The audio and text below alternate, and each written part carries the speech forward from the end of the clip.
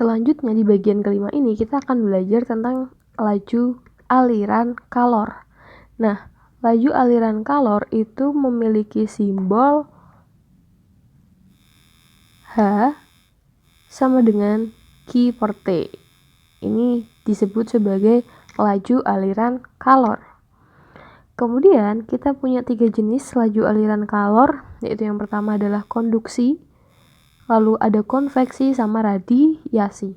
Konduksi sendiri itu perpindahan kalor disertai perpindahan bagian tanpa disertai perpindahan bagian zat itu. Jadi perpindahan kalor tanpa disertai perpindahan bagian dari zat itu masuk ke konduksi. Kemudian kalau perpindahan kalor disertai dengan perpindahan bagian zat itu masuk ke konveksi, dan perpindahan kalor tanpa memerlukan zat perantara itu masuk ke radiasi. Kalau misalkan contoh konduksi itu misalkan kita sedang merebus air menggunakan tutup panci, nah itu ketika kita pegang maka tutup pancinya akan terasa panas. Untuk konveksi itu terjadi ketika kita merebus air, maka airnya itu akan mengalami naik turun di panci tersebut. Itu masuk ke konveksi. Dan untuk radiasi misalkan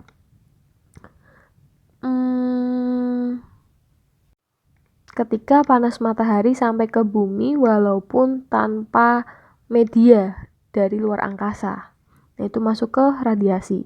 Nah, masing-masing itu memiliki rumus. Kita tuliskan dulu. Untuk konduksi punya rumus H sama dengan K kecil dikali A dikali delta T per L kecil. Untuk K-nya sendiri itu adalah koefisien dari konduksi. Biasanya diketahui di soal.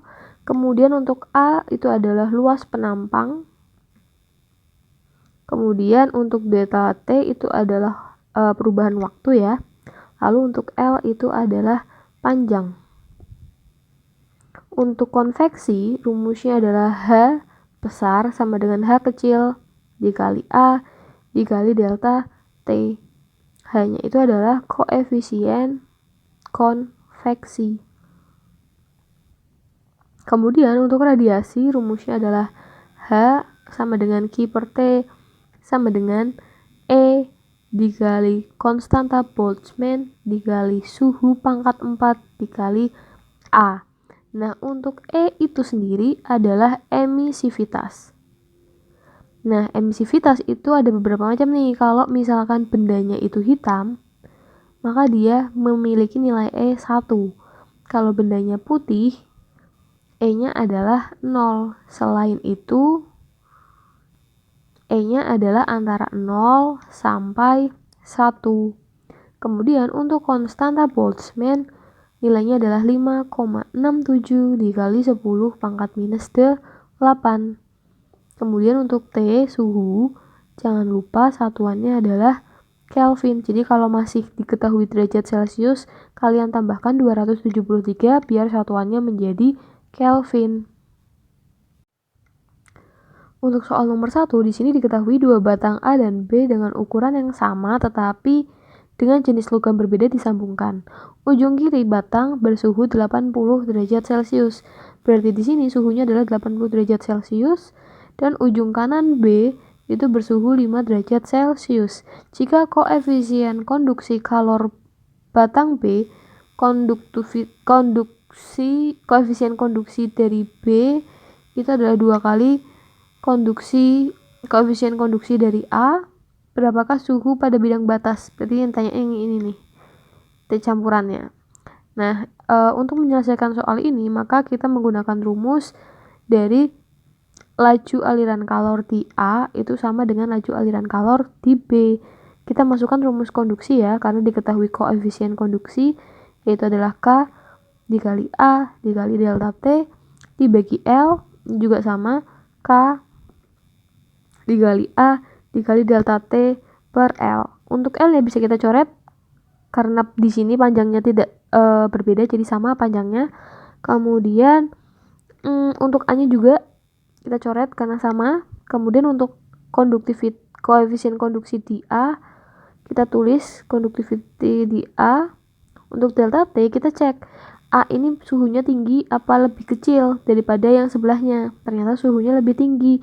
Kalau suhunya lebih tinggi berarti 80 dikurangi suhu campurannya.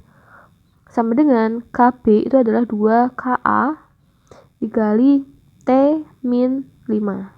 Jadi kalau suhunya tinggi 80 dikurangi T, kalau suhunya rendah T dikurangi suhu tersebut.